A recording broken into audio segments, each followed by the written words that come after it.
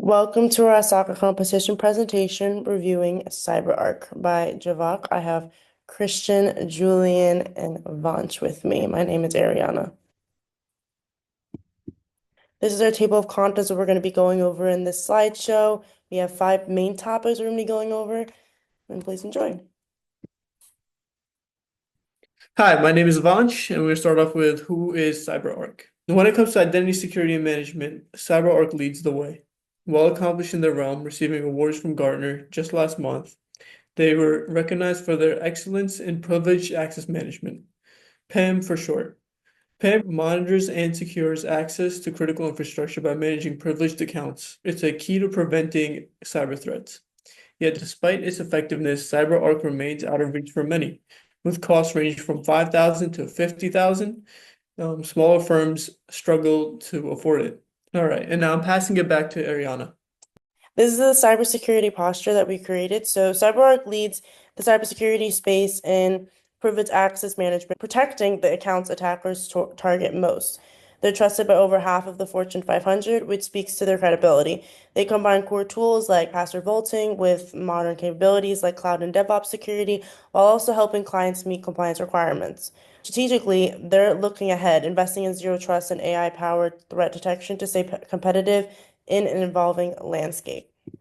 Here are potential risks. This slide shows the top 5 cybersecurity risks we identified for CyberArk, based on their business model and what stood out in the case study. First, credential theft is the most critical. If attackers get privileged credentials, it compromises everything. So CyberArk focuses on MFA and real-time monitoring. Cloud misconfigurations is second. They are a big concern as clients move to hybrid environments. One wrong setting could expose sensitive data, so they use automation and just-in-time access to reduce that risk. Third is third-party flaws. They pose another threat. With over 100 vendor integrations, one weak link could serve as a backdoor. CyberArk counters this with vendor assessments and tight monitoring. Fourth, regulatory noncompliance. This could result in fines or reputational damage. CyberArk builds compliance tools right into its platform to stay ahead. Last but not least, insider misuse, which, intentional or not, can be devastating. That's why they log sessions and enforce least privilege access. Each of these risks is prioritized by impact and likelihood, with clear mitigation strategies in place to keep CyberArk secure and scalable. CyberArk should continue everything they're doing. They have great mitigation strategies in place because these risks will be detrimental to any company. This is the risk alignment slide. So this slide shows how CyberArk balances business growth with risk by aligning its appetite for risk across 5 key areas.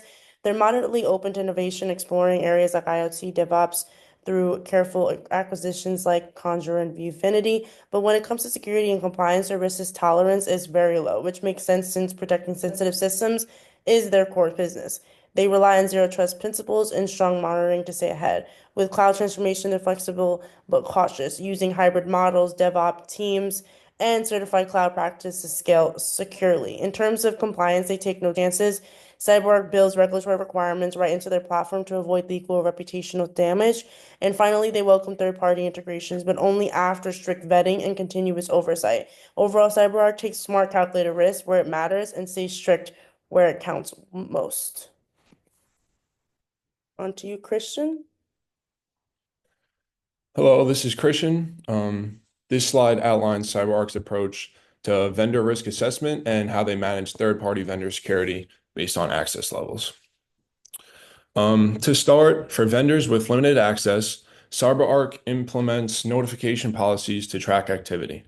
Even though these vendors don't have access to critical systems, monitoring their behavior helps detect any unusual actions before they escalate into security threats. This ensures that even low-risk vendors remain under appropriate oversight. Moving on, for vendors with significant access to sensitive data or critical accounts, CyberArk enforces multi-factor authentication. This extra layer of security ensures that even if credentials are compromised, unauthorized users can't easily gain entry. On the other hand, since low-access vendors pose a lower risk, CyberArk applies minimal security controls while still maintaining essential safeguards. The key here is effective risk management, allocating security resources where they're needed most while ensuring that vendors with limited access don't become an entry point for larger threats. Now, when it comes to vendors handling critical systems or sensitive data, CyberArk takes things a step further. Beyond just MFA and notification policies, they prioritize advanced security controls. This includes continuous monitoring, behavioral analytics, and privileged access management to prevent unauthorized lateral movement within the network. By focusing on these high-risk vendors, CyberArk ensures that the most sensitive areas of an organization remain secure. With that in mind, let's talk about how zero trust applies to third-party vendors. The key idea behind zero trust is never trust, always verify. Instead of assuming vendors are safe just because they've been granted access before, CyberArk continuously authenticates and monitors their activity. They apply context-based access controls, ensuring that vendor activities align with expected behavior. This proactive approach minimizes risk and prevents potential breaches before they even happen. So how does CyberArk actually mitigate risks and prevent breaches? Well, the strategies on this slide, MFA, monitoring, and prioritization, all work together to form a strong defense. For example, if a vendor's credentials are compromised, CyberArk's just-in-time access provisioning ensures that attackers don't have persistent access to critical systems. Additionally, CyberArk operates under an assumed breach mentality, meaning that if any suspicious activity is detected, access can be automatically revoked and an immediate security response is triggered. This ensures that even if a breach attempt occurs, it is quickly contained. And now I'll pass it back to Ariana. So this is quantitative risk analysis. To measure the potential financial impact of each risk, we use a method called expected monetary value, or EMV, which multiplies the likelihood of a risk by how costly would be if it happened. We pulled our numbers from the case study. Credential theft and cloud misconfiguration were described as frequent, so they receive higher probabilities, other than like regulatory fines or insider misuse were lower but still significant. For impact, we looked at realistic losses from data breaches and downtime to fines and reputation damage. Credential theft came in highest with a $9 million EMV, followed by cloud misconfiguration at $4 million. Regulatory noncompliance landed at 1.8 million, with insider misuse and third-party flaws coming in just over 1 million each. This analysis helps CyberArk focus not just on what could go wrong, but on what would hurt the most financially. It's a data-driven way to prioritize security efforts. 0 day. So 0 days are especially dangerous because they exploit unknown software flaws before anyone even knows they exist, including the developers. What makes them so serious is how widespread their impact can be. One 0 day could trigger multiple CyberArk risks at once, from credential theft to cloud exposure, third-party backdoors, regulatory issues, or even insider misuse. This graphic shows CyberArk's response cycle. First, they develop and push a patch, then they notify clients, monitor systems for activity, investigate the breach, and finally use the incident to strengthen client education. So ultimately, 0 day response isn't just about fixing a bug, it's about defending the entire ecosystem fast and efficiently. Hello, my name is Julian Quintero, and now I want to go into compliance. CyberArk doesn't just protect systems, but it also ensures compliance with major cybersecurity regulations. Privileged Access Management, also known as PAM, protects sensitive systems by enforcing strict credential controls. HIPAA, for healthcare data, HIPAA secures patient data, ensuring only authorized access to meet compliance, protect privacy. SOX compliance, which prevents unauthorized access to financial records, ensuring fraud prevention and audit integrity. GDPR, or data privacy, restricts access to personal data and maintains logs to meet EU regulations and avoid any future fines. NIST framework, which aligns with best practices for securing critical systems and detecting threats early. And lastly, PCDSS, which involves payment security. It protects cardholder data by controlling access and monitoring any transactions. CyberArk ensures security while keeping organizations fully compliant and safeguarding both businesses and consumers. Beyond compliance, a solid governance framework is essential for maintaining strong cybersecurity. It's not just about having the right tools, but it's also about having the right people, policies, and plans in place. To keep cybersecurity strong in business, there are a few responsibilities and regulations that need to be established. In any organization, it's extremely crucial to have a leader who manages and delegates cybersecurity efforts. This individual oversees the team and ensures that everyone is working towards the same goal of protecting the company's digital assets. Speaking of the team, the security team plays a key role. They are responsible for protecting systems and detecting potential future threats and fixing any security bugs that may arise.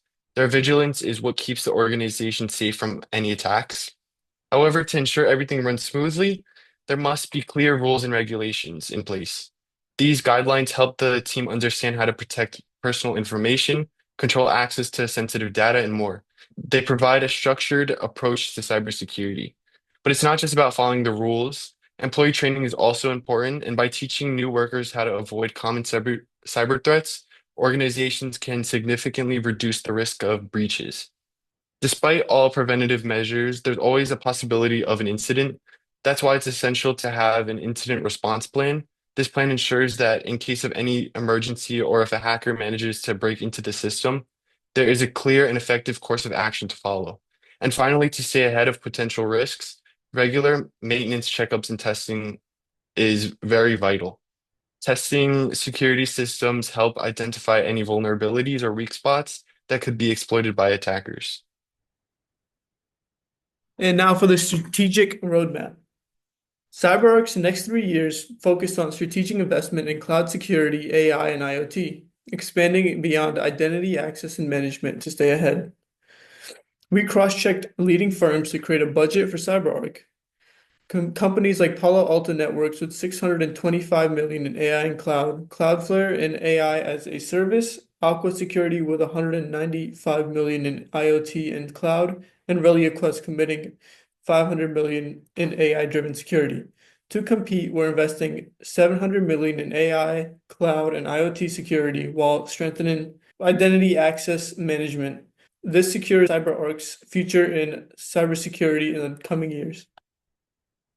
By investing in cloud security, AI, and IoT, we're making CyberArk more affordable and accessible to smaller businesses, offering top-tier security without the high price tag. Cloud security reduces costs, AI fine-tunes security, and then IoT adds vital protection, all tailored for small companies. Now, because of increased clients, CyberArk will have more data and results. CyberArk's AI will keep improving, ensuring even better security at a lower cost for smaller businesses. And now for the key performance indicators. The following estimations for KPIs have been researched by my team. So starting off with, we aim for a 25% increase in small and medium business adoption, with a 90% renewal rates and 10% annual growth in cloud security and IoT protection. Cloud security will continue 30% of revenue by year 3, and our IoT investments will deliver a 3-to-1 return. We'll cut AI launch times by 25% and increase cyber threat response by reducing false positives and speeding up response times by 30%. Furthermore, we will be reducing cyber attacks on CyberArk protected small businesses by 80%. The strategy will position CyberArk as a leader in AI-driven security. To ensure strategic execution, we've structured a 3-year roadmap with key performance reviews at every stage. In quarter 1, we'll track customer growth and financial performance and product development. By quarter 2, our focus shifts to market adoption, AI, and IoT innovation, and improving threat detection efficiency. In quarter 3, we'll evaluate ROI, SMB market growth, and customer satisfaction on a biannual basis. Finally, quarter 4 will serve as a full year review, ensuring strategic adjustments for the future. And starting off with year 2, as we progress into year 2, we'll conduct quarterly reviews across all KPIs with a strong emphasis on AI and IoT adoption trends to measure real-world impact. Year 3 will be our final evaluation phase, ensuring goal completion and defining the next stages for continued growth and innovation. And this is our presentation. Thank you for joining us.